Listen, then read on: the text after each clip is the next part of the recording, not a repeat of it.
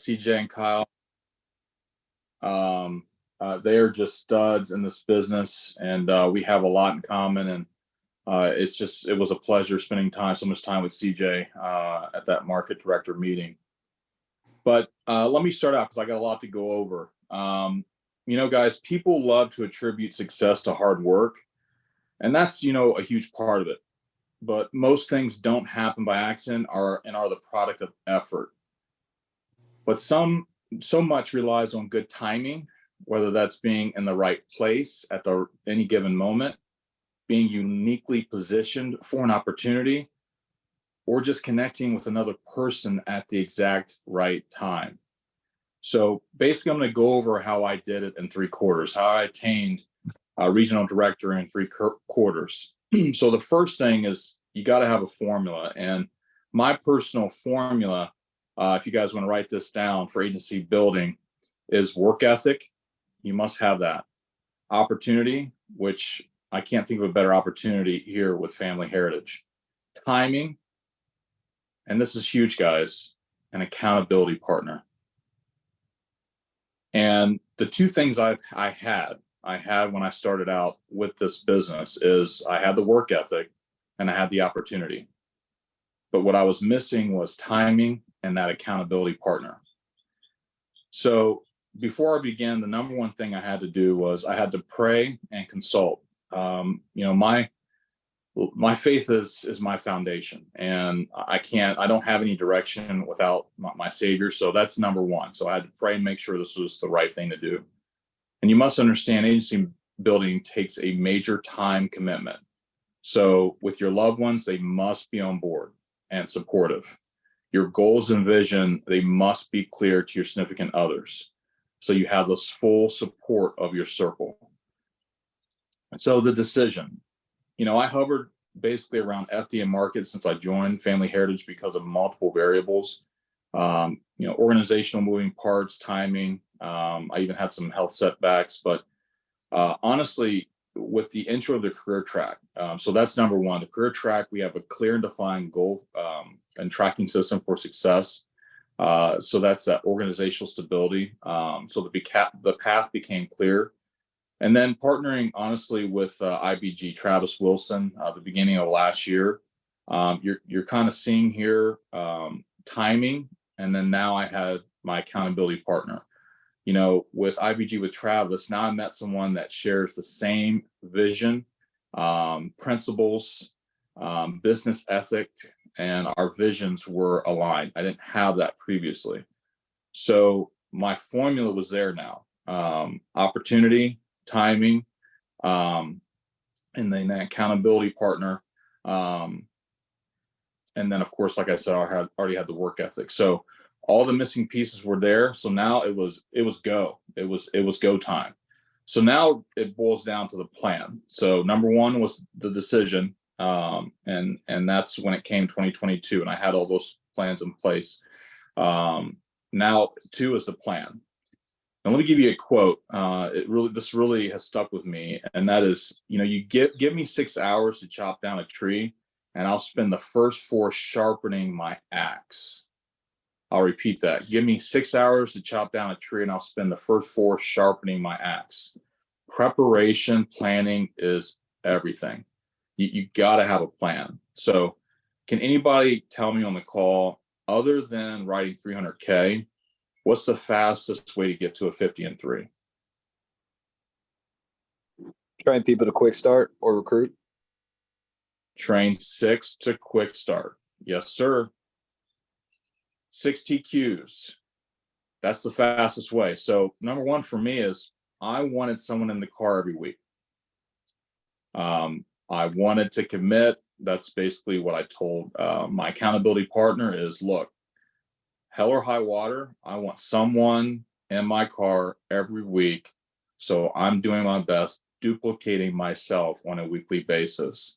And at the same time, iron sharpens iron. If you have someone in the car, all those that are FDs and above that have trained, you're sharper, you're more focused, you're accountable, you're more on point. So it just takes care of a lot of those things, and you're prepping yourself to become just a monster in this business. So that's number one. So what you can do, there's many ways that you can try your best to have someone in the car with you every week. So basically, whether it was a new recruit, a peer in the business, so someone that was already here, or someone I met doing life. So a lot of it, that second quarter was, I was just constantly talking about the business when I was just doing life. I'll give you an example. There was a gentleman that I had out that was doing some contract work, and we just struck up a conversation, and he kind of asked me what I did, and I was like, look, if you're interested, we have a good conversation going on. What are you doing next Tuesday? My calendar's free. Why don't you hop in the car and let me just show you what I do? And he said, actually, I'm free. So boom, we rode together. Literally, he loved it, got licensed within 2 weeks, and he was on my squad, and he left that contracting business. So I was just hyper focused of having someone in my car every single week. So really it boils down to two ways you can do this: personal recruit, which I basically described, field recruiting, and then you can invest in your business. You got to understand the long game with this business, guys. You must really get in the red before you get in the green. And so you must be willing to invest in your business. And you talk to anyone that is really, skyrocketed, that they really, any bonus money, any extra, they do set aside for, whether that's ads, paid caller. So I actually did both. So I did the personal recruiting, field recruiting, and I started heavily investing monetarily in my business. So number 3 is execute. So vision without action is a daydream. Action without vision is chaos. Success doesn't necessarily come from innovation, but from flawless execution. The formula was now in motion. All I had to do was execute. And you just have to have unbreakable dedication. Just do not take your eye off the ball. Every recruit was going to be trained in a quick start no matter what. So that second quarter, I believe, it was 6 recruits. All of them hit quick start. There was just no exception in them. And really, that was the beginning of kind of what skyrocketed my agency, because I set that tone. I set that standard. So those FDs that I was developing during that second quarter, going into the third quarter, they knew that was the standard. Any recruit that they train must hit quick start, no questions asked. It had to be done. And during that time, I recruited a couple ballers. Quite frankly, you need leaders in this business, because basically, like, I found accountability partner. The people that we recruit that are wanting to agency build, they need accountability partners. So you need to recruit some ballers. And so that was the game changer. There was 2 ballers out of those 6 the second quarter. And I found my, people that I can go to war with, my building blocks, my partners, my confidants. And from there, it started to, really just take off and get scary. So that's execute. Basically, like I said, the formula was there in the beginning. That's what I started out with. You have to decide, and then now you have to execute. Number 4 is tracking. As an agency builder, you must be good at tracking. Tracking is a simple exercise. It works because it brings moment-to-moment awareness to actions you take in the area of your life you want to improve. So guys, it's simple. Know your numbers daily, weekly, monthly, to meet your requirements quarterly. FHL Connect agency reporting is just, it's awesome. I mean, we got all the tools. It's right there in black and white in front of us. You just got to utilize it. If you guys don't know how to read reports on FHL Connect, get with your upline leadership, have a business section, break it down, do forecasts. You should have Excel spreadsheets, tracking your numbers. You want to, of course, I know in the Snyder agency, you guys are good on business reviews. In fact, I took a lot of notes from you guys in regards to that. So we do weekly business reviews with all of our guys. And that is awesome. That's a great way to make sure that you're organized and on top of your business, so you can plan for the unknown. And you want to basically have two trackers. You want a tracker for the bare minimum of what you need to attain whatever career track level you want to attain quarter over quarter. But then you want to have, I guess, what you call the Herculean tracker. So this is where you're thinking big, you're thinking ahead and where you want to be. So whether that's RD, whether that's AO, you want to have a tracker for that too, and what it's going to take to attain that next level above what you're already tracking below it. So I have two. All right, and then number 5, I have an acronym for it. I call it APP, which is Advanced Preparation Protocol. Listen, this is one of my favorite quotes. I know everybody knows it. Everyone has a plan until they get punched in the mouth. I know you guys know where that's from, Mr. Mike Tyson. But yeah, back up. The bottom line is there's so many unforeseen variables in this business that you cannot control. So what do? You got to plan ahead and just, if you're looking at pipeline and you're like, okay, for this quarter to make market, I need this number of recruits. You need to triple it. You have to plan from the unknown and plan accordingly. There's recruiting highs and lows. You want to keep your pipeline massive as possible. Manage your submits. People have lives, circumstances that vary week to week. So you got to make sure that you have cushions there weekly, so you're not scrambling at the end. And really what aids in that, I kind of talked about that before, is really business reviews, holding yourself accountable, holding your leaders accountable, holding your partners accountable, so you can forecast elements in your business that, that are unplanned. And, finally, know when your cup is empty. This is so important for me. You can overwhelm yourself, of course, in this business. Yes, this business actually can be simple at times, but it also can be very, very overwhelming. And you are your biggest asset, and you are your business, biggest enemy. So you want to make sure that when you're running on empty, and then prioritize refilling it, however that is. So hitting the gym, or taking a sauna day. For me, I like doing hot and cold plunge deal, for a few hours every week, just to kind of have a body reset. Whatever it is, it doesn't matter. Yoga, Pilates, hiking. You gotta have a reset to just really refocus and get your juices going. And I'll leave you with this. Make sure you reset, refocus, readjust, restart as many times as you need to. But the bottom line, guys, is never, ever give up. Never give up. And you will be on an incredible path to success here. I left some time for questions. That's all I got. I'm able to recap anything I went over. I know I can talk a little fast. But yeah, the floor is open for any questions. Wow, that's awesome, man. Thank you so much, Vince, for being on and bringing some fire content for everybody for the group. Guys, who has questions for Vince?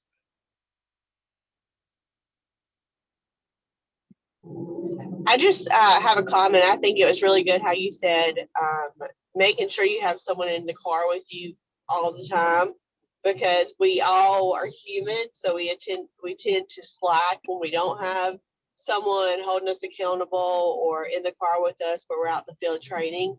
My question to you is, so congratulations on becoming a regional director. I hit market director this quarter. How do you balance just making sure that you're still out in the field selling at a high level, along with recruiting and training your new team members? So I'll go back to the second quarter. I did have to make a decision to invest in the business. So what I meant by that is I knew I didn't have time to call, interview, train every single week, and like you mentioned, and sell at a high level. you're only one person. So I had to think smart with my time, and my time was valuable at that point, was developing leaders and training. Okay. So when I was developing leaders and training and having someone in the car every week, I couldn't help but to sell well. If I'm out in the field, especially if I have someone in the car, I'm at the top of my game. So I didn't have to worry about writing big business. What I had to worry about is making sure that my recruiting was on point. That because basically how I did it was Tuesday through Thursday were my selling and field days. Monday, I was my call day, or I was developing my callers, and then Fridays were my interview days. The whole day was committed to interviewing. And again, another thing that aided in that is, guys, I'm sure if, like, for you as example, you need help if you have, double scheduled interviews, I'm sure your upline will hop in and do a third or a final or a second with you. So that's another thing I had. It was an all-in agency effort. If you're putting in the effort, your peers, your leadership upline will meet you there. Okay, thank you. My pleasure. Got some time for a couple more questions. If you want to touch on kind of that one piece kind of in the middle with having that conversation with your family at home, having that support system, how do you balance the time between your personal and family life in comparison to your business so they don't blend too much? Or how do you balance that kind of mesh in between is what I'm really asking. Sure. Well, I decided, honestly, a long time ago, other than train more, I'm home Saturday and Sunday. Those are dedicated to my family. So 2 days out of the week, 3 times a month, my family has me, and they know they have me. But other than that, they know my commitment to the business, and that's that conversation we had in the beginning of 2022. If we're going to do this, I'm all in. And actually, talking about accountability partners, probably my wife is my biggest critic. Like, she's like, "What are you doing? Why are you still here? Get your ass out there." She's on me. So, because she knows how important it is to me. And then, like I said, having those accountability partners, like, for example, at last IBG week, the leaders came together and we basically said, "Hey, we have goals in mind. We're going to create this Voxer channel to hold each other accountable. What's your goal? What's your goal? What's your goal?" And then we've held each other accountable on that private channel. So as far as, balancing the family and the business, that's how I do it. Is you must have committed days to where, listen, the business is turned off. I'm 100% committed to, the personal things. And let me be really frank here. We have freedoms in this business, and that's what I love about this opportunity. Is, we're not on a time clock, guys. It's not a 9 to 5. You're managing your business. So of course, if something comes up, you have to rearrange. There's been times where I've had to, take a couple days during the week and flip it and work the weekend instead of during the week, based on, my son's traveling basketball schedule, things like that. That's why we're so privileged. Is, don't take advantage of or don't take it for granted the freedoms that this business gives you, because literally you can schedule your life around this business. Well said, brother, man. Good stuff. Thank you. Thank you.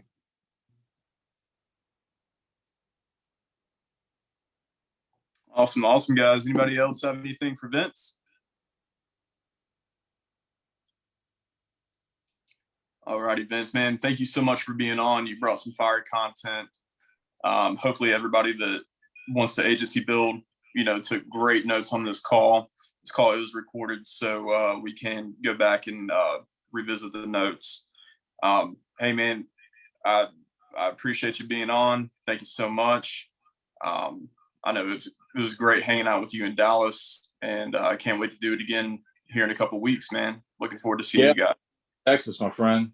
All right, Yes, guys. sir. Take care. All right. Thank you, Vince. Appreciate it. All right, guys, we have all been so very blessed. It's Thirsty Thursday. Let's go out there. Let's be a light for Mrs. Jones. Let's help her out, help out everybody that we can, leave everybody in a better mood than what we found them. And let's go have a great day. Wrap up this week strong.